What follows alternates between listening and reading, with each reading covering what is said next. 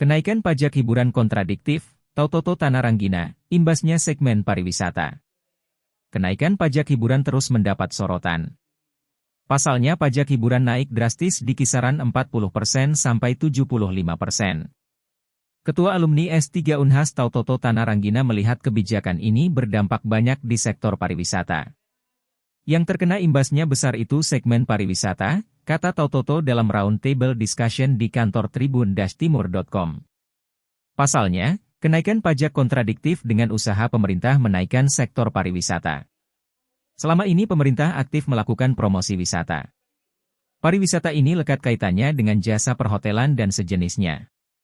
Sehingga kenaikan pajak akan berdampak ke hotel kemudian menjalar hingga pemasukan di pariwisata. Tapi ini kontradiktif tentang himbauan pemerintah pusat sendiri di mana-mana menteri bilang datanglah berkunjung ke sini, coba kuliner ini. Nginap di hotel ini, jelas Tautoto Tanah Ranggina. Sehingga, di hotel atau spa melengkapi segmen pariwisata itu. Tapi di satu sisi pajaknya dinaikkan, sehingga ini berdampak ke pengguna jasa itu, lanjutnya. Sebagai masyarakat, Tautoto Tanah Ranggina menilai orang akan berpikir dua kali untuk melakukan perjalanan wisata. Sebab, pajak tinggi bisa mencekik masyarakat. Jadi kalau saya mau pergi tunggu dulu deh, mahal, pajak sekian. Kita berpikir, jelasnya.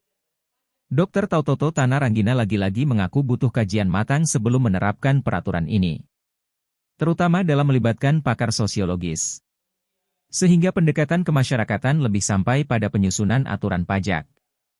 Makanya saya bilang sebelum dinaikkan pajak perlu dilibatkan ahli sosiologi bisa melihat nanti dampaknya begini, tutupnya.